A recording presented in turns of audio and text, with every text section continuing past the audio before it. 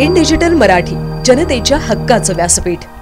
मालमत्ता कर भरण्यासाठी उल्हासनगर महापालिकेने अंतिम अभय योजना जाहीर केली असून 24 फेब्रुवारीपासून 18 मार्चपर्यंत कर भरणाऱ्या नागरिकांना मोठी सूट मिळणार आहे। मात्र 6 मार्चपूर्वी कराचा पूर्ण भरणा करणाऱ्या नागरिकांना 100% व्याज व दंडमाफीचा लाभ मिळेल।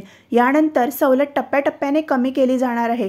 ही अंतिम संधी असून त्यानंतर अशी कोणतीही योजना लागू केली जाणार नाही, असा स्पष्ट इशारा उल्हासनगर महापालिका आयुक्त मनीषा आवाळे यांनी दिला आहे।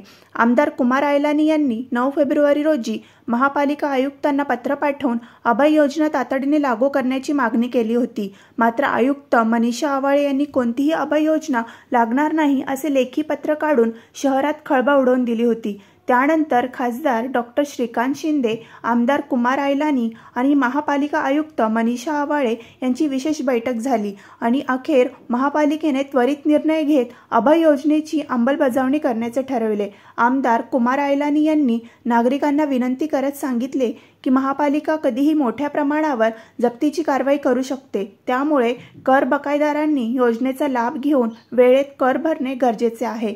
ही योजना नागरिकांच्या हितासाठी आणली असून या संधीचा लाभ घ्या, अन्यथा कठोर वसुली टाळणे शक्य होणार नाही, असे देखील त्यांनी स्पष्ट केले। उल्हासनगर महापालिकेने स्पष्ट केले आहे की योजनेचा लाभ न घेतल्यास कठोर वसुली आणि संपत्ती जप्तीच्या नोटिसा पाठवल्या जातील। कर थकविल्यास कायदेशीर कारवाई करण्यात येणार आहे। महापालिका अधिकाऱ्यांकडून थेट जप्तीची प्रक्रिया सुरू होणार आहे। बँक खात्यांवर देखील थेट थकबाकी वसुलीची कारवाई शक्य होईल। अशा परिस्थिती टाळण्यासाठी नागरिकांनी तातडीने संपत्ती कर भरण्याची दक्षता घ्यावी, असे आवाहन उल्हासनगर महापालिकेने केले आहे।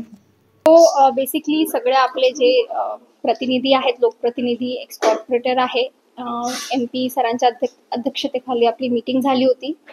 माझी मुख्य जी प्रणाली होती ती हीच होती की अभय योजना न लागू करणे, बिकॉज त्याच्यामुळे महापालिकेचे बरेचसे नुकसान होत आहे आणि जर योग्य वेळी आपल्याकडे निधी नाही आला, जे की आपल्या टॅक्स मार्फत येतो, तर बरेच धोरणात्मक विषय विकासाची कामं अडतात। म्हणून त्या अनुषंगाने आपल्याला वसूल होणे फार गरजेचं आहे। पण तरीही वसुली व्हावा आणि सगळ्यांना एक दिलासा मिळावा, ज्याच्यामध्ये खूप शास्ती आहे, पेनल्टीज आहेत, कालांतराने लागलेली आहेत, त्यामुळे ही मागणी झालेली होती।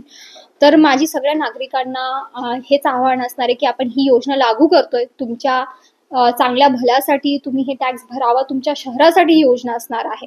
तर तुम्ही ही जी योजना आहे त्याची माहिती घ्यावी। ही योजना जी आहे 24 तारखेपासून 18 मार्च पर्यंत असणार आहे। 24 फेब्रुवारी ते 18 मार्च 3 टप्प्यात असणार आहे।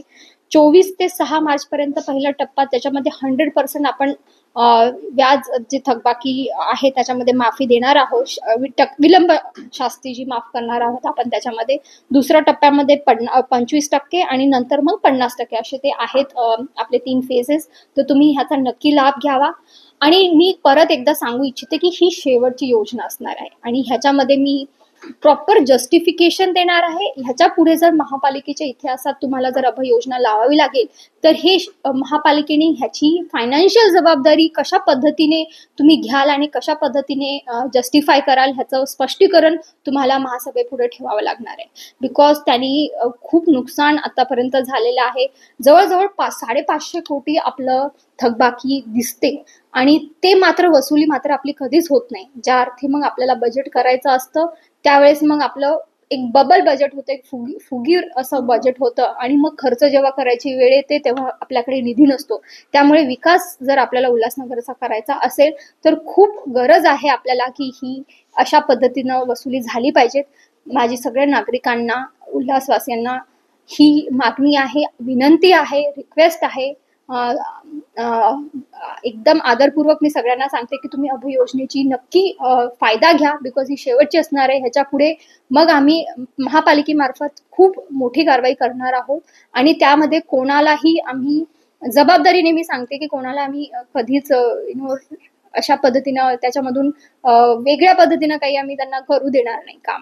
आणि इन्फोसिस मार्फत आम्ही रिव्हेरिफिकेशन करतोय, रिअसेसमेंट करतोय। त्याच्यामध्ये आम्हाला काही लेजिट अनलेजिट गोष्टी होत असतील तर त्याचंही आम्ही प्रमाणीकरण करणार आहोत। त्यामुळे जबाबदारपणे तुम्ही आमच्या विकासाला, आपल्या विकासाला, इनफॅक्ट हे काही महापालिकेचा विकास नाही आहे, हे शहराचा विकास आहे, त्याला जोड द्यावी, ह्या पद्धतीनेच तुम्ही काम करावं। थँक्यू सो मच, धन्यवाद।